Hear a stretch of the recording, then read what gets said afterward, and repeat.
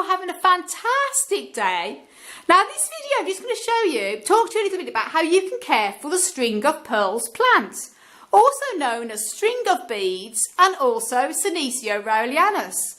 Now it's a very common house plant and it's very unusual. It's a succulent plant, and the reason why it's succulent is because it's got little, actually modified leaves, but they actually look like peas. I think it should be called string of peas rather than string of beads or string of pearls. But they store water in the little stems here and also in the little pearls. And also the leaves, these little pearls here, actually have tiny little windows in them that let in light for photosynthesis.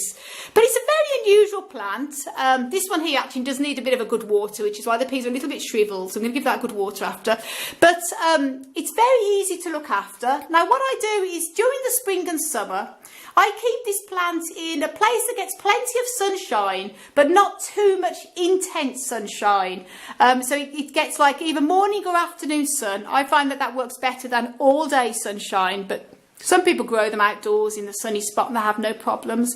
And you can grow this plant either indoors or outdoors. Now here in the northern hemisphere, I'm actually in Ireland, so obviously I grow mine indoors, but you can put it outside during the summer in a sheltered spot that's away from any strong winds and also intense rain as well, heavy rains. Then you can also grow this outside. But if you're lucky enough to live in a lovely sunny country like California or somewhere like Florida, then you can grow this all year round outside, as long as you protect it from frost and take it in on any night that they forecast cold frost, because they don't like to be kept below 5 Celsius.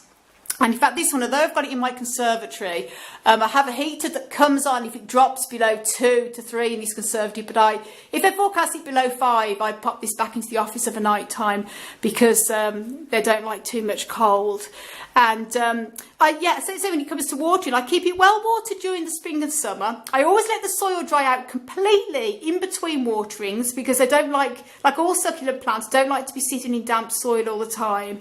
So I make sure that I let it dry in between, and I always prefer to use rainwater myself, clean rainwater. And then during the late autumn to winter, I keep it pretty dry, but I will water it about once or twice a month. So it depends on the size of the pot. If you have yours in a large pot, it might not need as much water. Mine's only in a small pot. And I'm going to be repotting this in the spring, so look out for a repotting video, guys. But I find that once or twice a month is enough for me in the winter. So good sign to know when it needs watering is that the peas are looking a little bit shriveled there, and that's when you know they should be rounded. So I know it's time to give this one a good drink. And they like to be potted up in a well-drained cactus or succulent potting mix. You can buy them online. You can buy them online, all garden centres potting mixes. I prefer to make my own. I use 60% Johnnins number 2, which is a popular soil mix, but it depends. It's not as easy to get to in other parts of the world.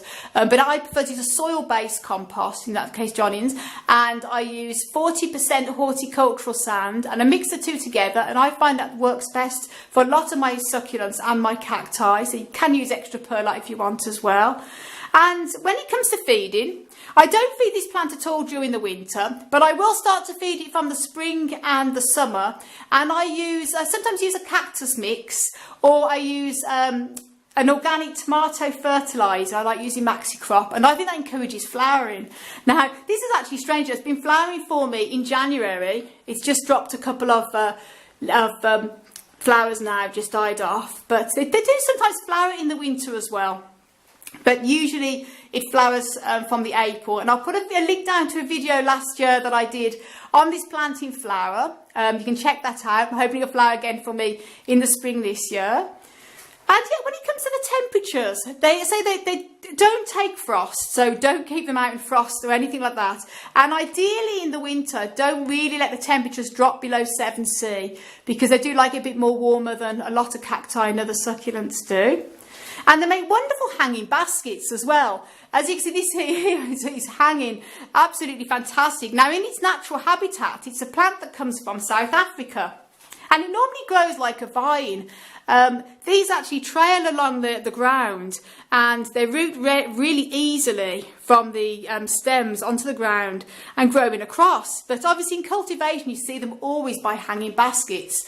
And I'm going to do a video in a few weeks' time when it gets to the spring on how you can propagate these plants, how to take cuttings and propagate. They're really easy to do. I mean, quite often when I'm trying to untangle this, some parts will fall off and I'll just wrap it round in the top of the pot and they'll root like anything. But I'll do a video on how to propagate these in the coming weeks, so stay tuned. And trying to think what else there is. Flowering. I said about the flowering, to encourage flowering, a tomato fertiliser, which I like to use. And that helps with all my succulents as well.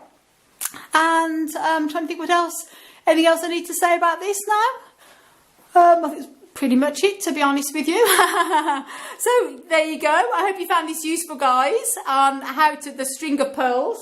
How to care for your string of pearls plant. And I want to send you loads of love and loads of happiness, as always, from Ireland. Until the next video.